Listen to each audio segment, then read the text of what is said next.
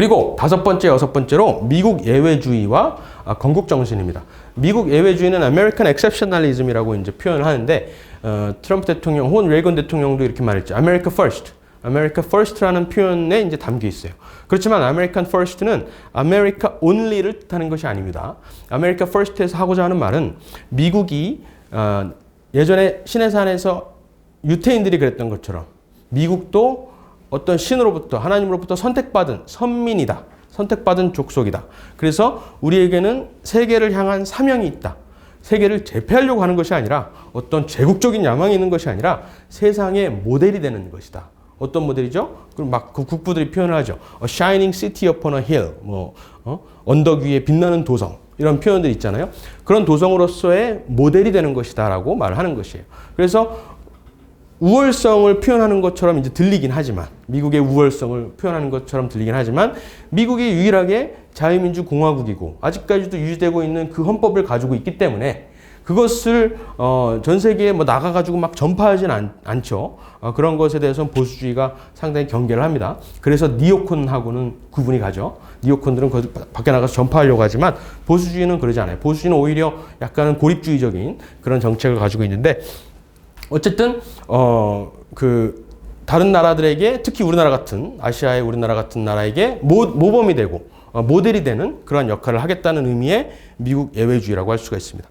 그리고 건국 정신인데요. 건국 정신은 결국 아까 아이젠하워가 말했죠. 모든 사람은 평등하게 창조되었다라고 하는 그 종교를 믿는 신념. 이 표현을 게티스버그演설에서 링컨이 했어요. 링컨이 사실은 15대 대통령이잖아요. 그러면 사실 국부는 아니에요. 파운딩 파더는 아니잖아요. 파운딩 파더는 1대부터 5대 대통령 정도까지만 이제 치는데 15대 대통령인 링컨을 모든 미국인들은 파운딩 파더로 알고 있고 인정을 합니다. 왜 그럴까요? 왜냐하면 미국을 다시 건국한 사람이라고 인정을 하기 때문에 재건국했고 제2의 건국 또 혹은 제2의 혁명을 이루었다. 왜냐하면은 왜 그럴까요?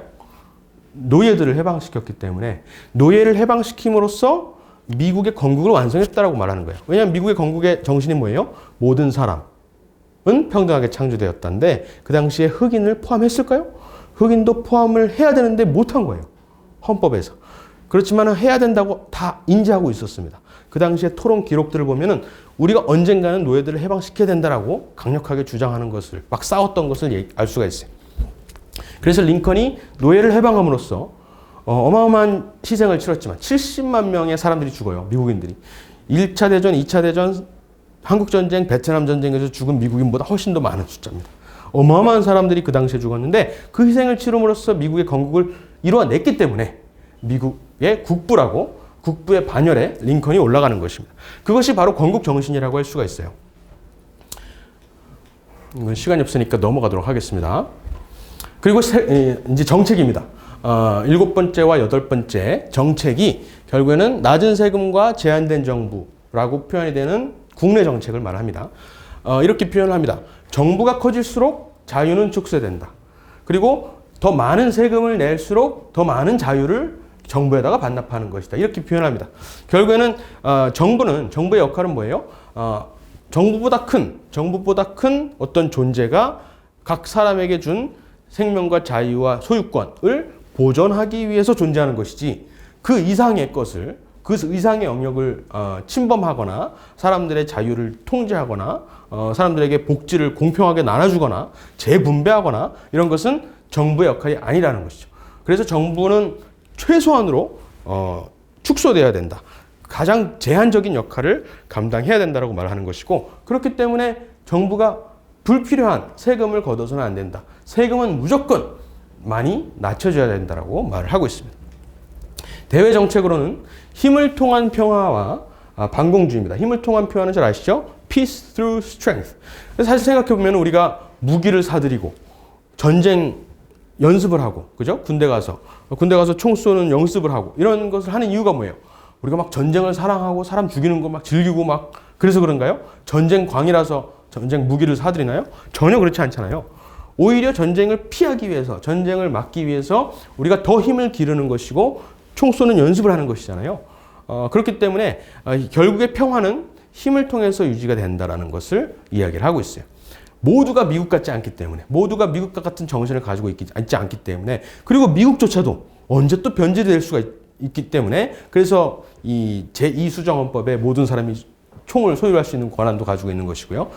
수정헌법 1조가 실패할 경우를 대비해서 2조를 가지고 있는 것이죠. 어찌됐든 그렇기 때문에 무력을 유지함으로써 우리나라를 지키고 우리 정부가 해야 하는 그 각각 인간에게 주어진 권리들을 보존하는 역할을 하는 것이죠. 그래서 힘은 중요하다. 강력한 국방력은 중요하다. 그리고 두 번째로 반공주의입니다. 두 번째 대외 정책으로서 반공정책인데, 왜 반공주의가 중요하냐라고 했을 때 아까 처음에 말씀드린 보수주의의 가치관 있죠. 자유와 생명과 신앙 그리고 가정. 이 네 가지 보수주의 가치관을 파괴하려는 존재가 바로 공산주의예요. 공산주의의 원칙들, 마르크스의 공산당 선언부터 시작해서 현대에 발현한 그 형태인 뭐 네오마크시즘이나 문화마크시즘을 다 쳐다보면 전부 다 가정을 파괴하고 자유를 말살하고 개인을 소멸시키고 신앙을 종교를 파괴하려는 그러한 움직임이라고 우리가 느끼고 있고 목격을 한 상태입니다. 그렇기 때문에 보수주의자가 또 미국 같은 그러한 건국 정신을 가지고 있는 나라는 마땅히 당연히 공산주의에 대해서 대적해야 된다는 그 정신을 가지고 있었던 것이죠. 이것은 이제 레이건 시대에 더욱더 중요했고, 왜냐하면 소련을 맞닥뜨리고 있었기 때문에, 더구나 핵을 개발한 소련을 맞닥뜨리고 있었기 때문에 중요했고, 카터 시대, 그 이전에 카터 시기 동안에 너무나 많은 국방력을 잃어버리고 이 군비 태세를 잃어버린 그런 상태였기 때문에 이 대외 정책이 너무나 중요했었습니다. 지금 우리나라 대한민국도 그렇죠. 북한을 마주하고 있을 뿐만 아니라 한미동맹의 입장에서 보면은 중국도 지금 마주하고 있는 상황이기 때문에 이 반공주의는 상당히 아직까지도 유효하다. 특히 우리나라 사람들에게, 국민들에게 유효하다고 할 수가 있고, 그리고 그 평화, 우리가 항상 한반도 평화 외치면서 비둘기 휘날리면서 쇼를 하지만 결국에 중요한 것은 국방이다라는 것을 우리가 잊지 않아야 되겠다는 그런 생각에서 이 보수주의의 대외 정책이 아주 우리나라에게 유효하다고 말을 할 수가 있습니다. 마지막으로 개인에 대한 존중입니다. 개인에 대한 존중. Belief in the individual이라 그래서 사실은 믿음, 개인을 믿는 것이라고 이제 표현을 했는데, 우리가 보통 individualism 하면은 개인주의. 근데 그 개인주의의 어감이 이기주의를 표현하는 것처럼 들리잖아요. 근데 그런 것을 뜻하는 게 아니에요. 심지어 보수주의라는 말이 생기기 전에, 미국에서 우리는 보수주의자야 라고 말하기 전에 이 보수주의자들이 스스로를 뭐라고 불렀냐면 individualist라고 불렀어요. 그래서 보수주의자들이 처음으로 대학가에서 클럽을 결성했는데 지금 이름이 ISI입니다. Intercollegiate Studies Institute라는 그 띵크탱크가 있어요. 근데 그 ISI가 원래는 Intercollegiate Studies Institute가 아니라 Individualist, 뭐 Social Institute 뭐 이런 거였어요. 결국에는 개인주의자들의 모임이다. 대학에서 개인주의자들의 모임이다라고 말을 했습니다. 그리고 버클리가 처음에 책을 쓸 때 보수주의자의 뭐 양심 뭐 이런 식으로 썼었는데 원래는 인디비주얼리스트라는 표현이 다시 들어가 있었어요. 나중에 가서 컨서베티브라는 표현이 이제 들어온 것입니다. 그 정도로 개인주의는 사실은 우리 보수주의자들한테 핵심이 되는 그러한 원칙이에요. 개인주의 하면 이기주의 이런 것들을 뜻하는 것이 아니라 개인을 존중한다는 뜻인데 이것도 결국에는 미국의 건국 정신과 연관이 있습니다. 모든 사람은 평등하게 창조되었다라 그러잖아요. 그 사람은 그 단위가 한 사람 개인이에요. 그렇죠? 그래서 우리가 보통 평등하다라고 말을 했을 때 평등과 자유라는 이 두 가지 개념을 대립해서 우파와 좌파를 나누기도 하는데 사실은 아주 잘못된 프레임이죠. 당연히 모두가 평등한데 우리가 외모가 평등한 것도 아니고, 그죠? 뭐 키가 다 똑같은 것도 아니고, 모든 재능, 그리고 우리가 각자 태어났을 때 주어져 있는 환경, 이런 것들이 같은 사람은 아무도 없고, 같았다 하더라도 단 하루만 지나면 다 불평등해집니다. 왜냐하면 개개인의 선택권이 다르기 때문에. 누군가는 돈을 가지고 투자를 할 것이고, 누구는 쓸 것이고, 누구는 탕진할 것이고, 그렇기 때문에 다 달라요. 그렇지만 모두가 평등하다고 말하는 것은 결국에는 이 결과의 평등과 기회의 평등이라고 말을 하잖아요. 결과의 평등은 이제 사회주의자들의 평등이고, 기회의 평등은 우리 시장 경제를 추구하는 사람들의 평등인데, 기회의 평등도 사실은 아니에요. 어느 누구가 똑같은 기회를 가지고 있어요. 그렇죠? 우리가 보통 보수주의자들이 평등이라고 말할 때는 그것은 우리 서로가 같다는 게 아니라 하나님 앞에서 같다는 거예요. 하나님이 보시기에 그것이 꼭 기독교의 하나님이 아니더라도 어떤 질서가 보기에 똑같다라는 것이에요. 똑같은 존엄을 가지고 있다라는 것입니다. 그래서 individual이라고 했을 때 그것은 indivisible에서 나온 거잖아요. 개인이라는 말은 결국 분리될 수 없다. 분리될 수 없는 완전한 객체로서 그 존엄을 가지고 있다는 뜻에서 individual인데 그 individual을 존중하는 것을 레이건 대통령은 아주 중요하게 생각을 했습니다. 레이건 대통령의 묘비에 뭐라고 써 있을까요? 나는 인간이 선하다는 것과 옳은 것이 언제나 결국은 승리한다는 것. 그리고 각 모든 생명에는 목적과 가치가 있다는 것을 내 마음속 깊이 알고 있습니다. 이렇게 말을 했어요. 아주 멋있고 아름다운 말이죠. 굉장히 그 레이건의 그 긍정적인 보수주의자는 비관적이지만 그 궁극의 긍정적인 그런 면을 잘 표현해주고 있는 말 같아요. 그런데 보수주의자들이 이걸 봤을 때 다들 의문을 가집니다. 인간이 선하다니. 인간이 선하다니. 인간은 악한데, 인간은 타락했는데, 인간은 불완전한데, 왜 이런 말을 쓰셨을까?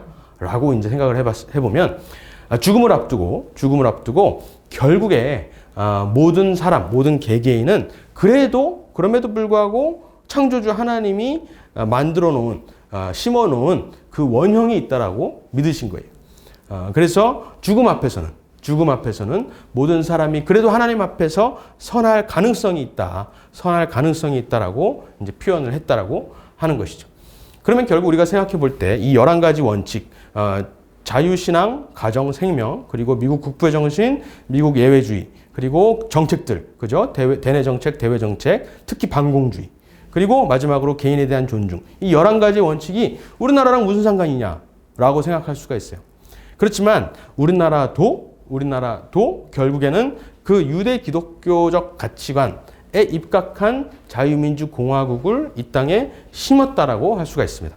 1948년 이승만 대통령이 이 나라를 세운 것만 말하는 게 아니에요. 그것도 물론 아주 중요한 의미가 있죠. 처음에 재헌 국회를 열 때 기도를 시작했죠. 기도할 때 뭐라고 하셨어요? 종교에 상관없이, 아이젠하워가 말했듯이 종교에 상관없이 우리는 오늘 이 날을 맞아 어떤 하나님께 감사하지 않고는 시작할 수가 없습니다. 그래서 감사 기도를 드리겠습니다. 이렇게 시작했어요. 그것처럼. 그렇지만은 그 48년 이전부터 1919년에 독립선언서도 읽어보면은 그런 표현들이 들어가 있습니다. 어떤 유대 기독교적인 가치관에 입각한 자유민주 정신이 들어가 있고요. 그리고 그 이후에 필라델피아에서 서재필과 이승만 대통령이 한국 자유회의를 열었을 때, 그리고 행진을 했을 때, 그때 그런 회의록을 보면은 정확하게 미국을 모델로 한 그 언덕 위의 도성이라고 하는 그 미국을 모델로 한 유대 기독교 가치관에 입각한 보수주의의 정신을 따라서 한국, 대한민국을 구상했던 것을 우리가 분명히 알 수가 있습니다. 그래서 우리나라에게도 특히 오늘 이 자유민주주의 체제가 위기에 처해 있는 오늘을 맞아서 특히 젊은이들에게 이 11가지 원칙을 확실하게 이해하고 우리가 체득해서 우리가 살아내야 한다는 그런 과제가 우리에게 있다고 생각할 수가 있습니다. 그래서 이 책을 번역했고요. 많이 읽어주시면 감사하겠습니다. 감사합니다.